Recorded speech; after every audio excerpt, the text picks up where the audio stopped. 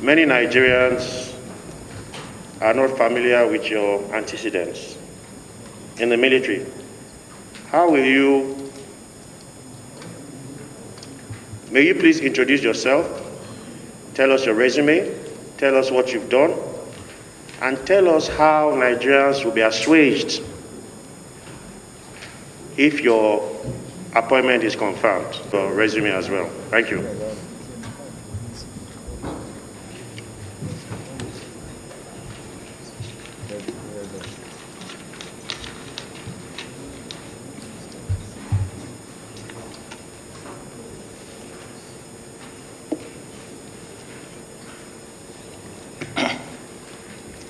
The Chairman, House Committee on Defense, Right Honorable Benjamin Benson and his deputy. The Chairman, House Committee on Army, Right Honorable Namdas Abdurazak and his deputy. Other members of the House Committee on Defense, Army, Navy, and Air Force. The Permanent Secretary, Minister of Defense, here ably represented. Special Advisor to Mr. President, National Assembly, senior officers, members of the press, ladies and gentlemen. I am Major General Farouk Ehaya. I was born on 5 January 1966 in Sifawa, Bodinga local government of Sokoto State. I joined the military 36 years ago. So if you will, I have brought along with me 36 years of military experience, having joined the Army on 27 September 1985 as a member of 37 Regular Course in NDA. I passed out on 22 September 1990, and I was posted to the Infantry Corps, so as I'm an infantry officer. And since that time, I have passed through all the relevant courses commensurate to my career as I grow up, and I have served in various capacities, including command, staff, instruction and administration, including extracurricular. On passing out in 1990, less than 3 years ago, we were drafted to Liberia, where I had first-hand experience in war, if you will call it so. And finally, my unit was located at Kakata, member of number 26 and number 16. And for those conversant with that deployment, Kakata was the last deployment of the ECOMOG. We were the one facing Charles Taylor's NPFL there. So all activities, including wars and operations, including, of course, negotiations, were conducted by my unit on behalf of ECOMOG. I was adjutant, I was IO. So we have severally hosted the United Nations negotiation in Kakata. We have severally hosted, for example, I remember the UN Security Special Assistant to the UN Secretary. That time it was Trevor Gordon Summers and others. We have hosted other factional leaders, including Kuroma, including Johnson and others in that negotiation. We also fought our way to that end.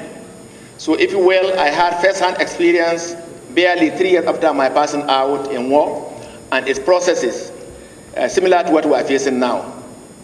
After that, when we came back to the country, I was also directed to Gas Brigade here, where I served as a platoon commander, company 2IC and company commander. So I'm also abreast with the security requirements of Abuja itself and the parades and the other requirements that are characteristic of that deployment. Subsequently, also, I grew up in my career to become commanding officer in Gas Brigade Garrison in Abuja here. And so I was involved in all the security requirements of securing Abuja, and particularly the presidential villa. I grew up also to be a directing staff from there in the Armed Forces Command and Staff College, Thereafter, I also grew up in command to be a brigade commander in 4 Brigade, Benin. Even before that time, I have served in that general area. So in Benin, I was conversant then with all the requirements and the challenges involved in the security architecture in South-South, if you will, including those that we need to do in the defense of our critical assets in terms of oil exploration. Even earlier than that, I was in Yenagua, a chief of staff, Operation Pulo Shield, it was called that time, now it's Operation Delta Sea, where we also operated in defense of our critical assets, including oil exploration and related matters. From Benin and 4 Brigade, I was drafted to 29 Task Force Brigade in Operation Lafia Adole, where I served then under the CDS, he was that time the theater commander. So at that level, I was also conversant with the war on insurgency since that time and all the requirements, and we did our best that time in provision of security and other challenges that we addressed. From there, I came back to Army Headquarters Department of Administration, where I was Director of Manpower Planning. Manpower Planning is the department or director that is responsible for the recruitment of soldiers into the Army. So I'm conversant with the requirement for recruitment, and I have an idea of what it is when you are talking about recruitment, and I know what we have on the ground, probably how many, if you ask me, I will, and others. And the challenges and administration involved in that. I have been to depot several times, and I have conducted recruitment even as I grew up in my career. I have done that in Jalingo, I have done that in Wari, I have done that in several other places. From there, I was also drafted to Army Headquarters Military Secretary, as the Military Secretary. Now, Military Secretary is the one responsible for the enlistment or commissioning of officers. So I have an idea what is required in terms of the officer requirement, officer challenges. I'm also conversant with all the requirements in terms of officer development. So I'm queued up in both soldiers and officers having served in these locations. For the Military Secretary, I was drafted to Headquarters 1 Division Nigerian Army in Kaduna, where I was involved again in, despite the administration of the units under command, also operations in the Northwest. I'm even from that zone, so I'm conversant with the challenges and other issues that relate to the banditry, kidnapping, and other challenges that happen there, including ethno-religious that happen every now and then in that place. It is from there that I went to Headquarters Theater Command as a theater commander. And I'm pleased to observe that I'm one of the longest serving who has served there as theater commander. I think only the former CDS served longer than myself. So I've been there for over a year, and they were involved in all the requirements for the provision of security and the fight against terrorism. And I am pleased to report that it was under my command that we were able to enter the Timbuktu Triangle that we have not been able to get into for a very long time. Timbuktu Triangle is one dreaded area that hitherto was held by the terrorists.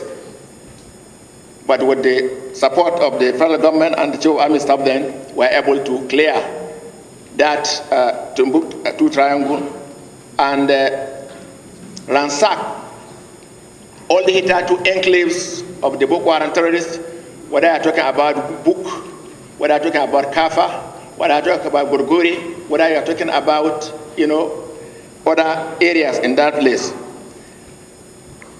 So we're involved in the other also security provision in all across the theater, whether I'm talking about Damasak, Malam Fatori, whether I'm talking about Gaidam and other areas. And we're also involved in relating with other security agencies and elements, including the NGOs that are also in that place. It's from there that I came here. So having looked at my career, I believe I have virtually seen it all. I have seen war in other countries. I have seen how it was done. I was involved also in internal security operations both there and here, because here, there, from what it also involved security enforcement, peace enforcement and peacekeeping as it developed. Here also I have been to the northwest, like I mentioned, to the south-south, like I mentioned, and to the northeast. And now the challenges we are facing now, all are characterized by these areas I have mentioned, where I have first had information, where I have commanded also troops and administered them in achieving what we have done. I therefore believe that I have the requisite requirement, by the grace of God, to now provide my services in this office of the Chief of Army Staff, if so confirmed. What I brought is the 36 years of experience and commitment, dedicated leadership that I have had all across my career. Throughout my career, I have been appointed and promoted as at when due from the time I started until now. I think that probably points to that I have met also the requirement at every level of my career development. So I'm committed and determined to provide my best, also having known what is required to achieve results. Before I stop, let me, at this end, I should have done that earlier, thank and appreciate this honorable House that I know they are on break. But given the importance they attach to this screening, they came back from their break to screen and consider me. I particularly want to appreciate the chairman, House Committee on Defense, who is even outside country on other engagements. He has to cut it short to be here. This morning we have to wait for the honorable chairman, House Committee on Army, also who have gone for other engagement, but have to cut them short to be here. I thank you very much, and I think that also points to the good working relationship we have, or the Army has, with the National Assembly. It was not different when I went to the Senate, and I think what was displayed today also further point to this synergy and good working relationship that I very much appreciate and hope will foster and continue to work together. Each and everyone has something to contribute. You can't and will not belittle the role of the National Assembly. They are the ones who provide the resources, who conduct the oversight function, who also interject where necessary, when things need to be done. And so we are ready and willing to partner with all, including all other service and security agencies, because the job at hand, judging from my experience, it's not one-man job, but it's what could be done or must be done along with others, other services, other agencies, including all stakeholders. Indeed, security is everybody's business, so we need all others, including the people, to now support, and including the members of the National Assembly also, who beside here in the chambers are also leaders in their own respect of their own communities. When you listen to the introduction, everyone is representing a people. And I believe they have influence that they could spread there, and that we could harness to integrate it into our own fight against this insecurity. And with your support, with everyone, I believe we'll get there. Thank you so very much, sir.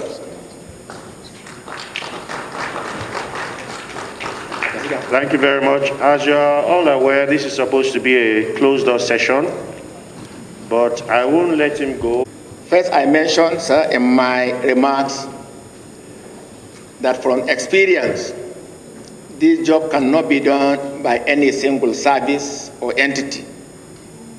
Indeed, in the Army itself is a group work. It's not individual. That's why we are arranged in sections and platoons and companies and battalions and brigades.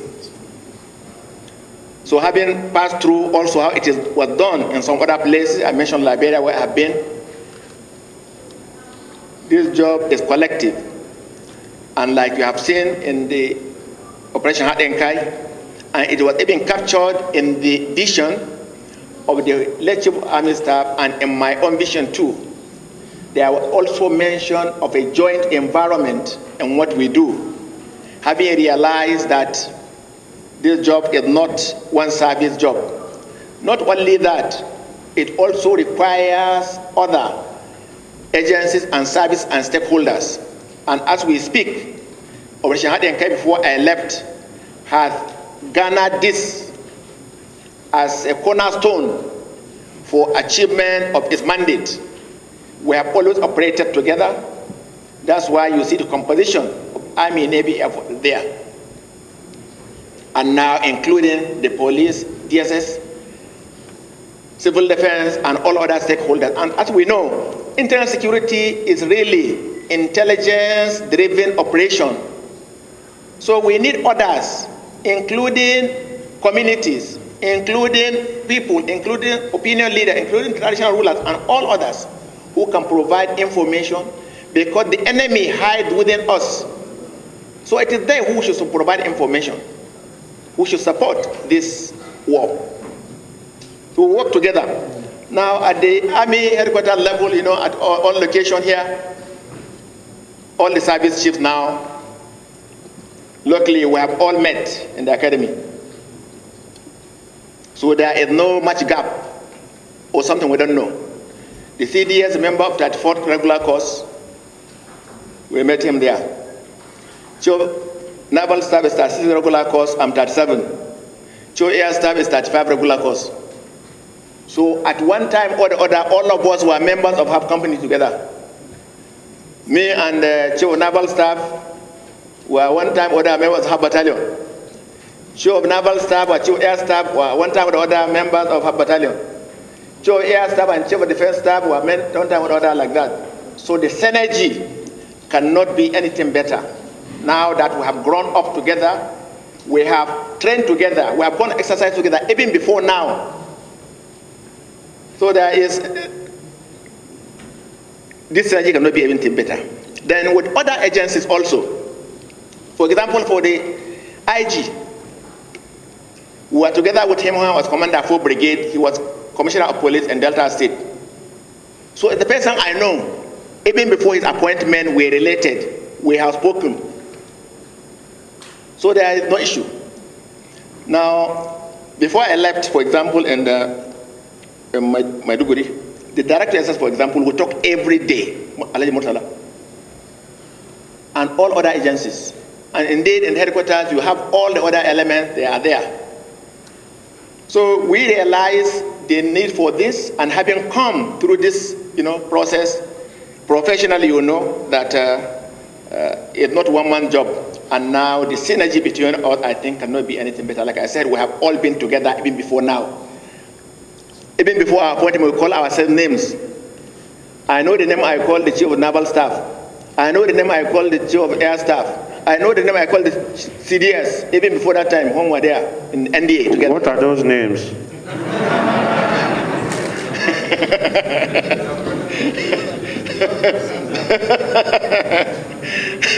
Please go ahead, Abdul. I still call them that when we are alone, or when we are talking and discussing, that we talk like that. For the CDS particularly, we are even from the same company, or the same battalion, or the same house, like you said. So the synergies is there, and even in the theater, it has always been there. The air component, for example, the naval component, the police component, the civil defense, the DSS, and all other elements are there, and including many good, willing Nigerians that provide information and support.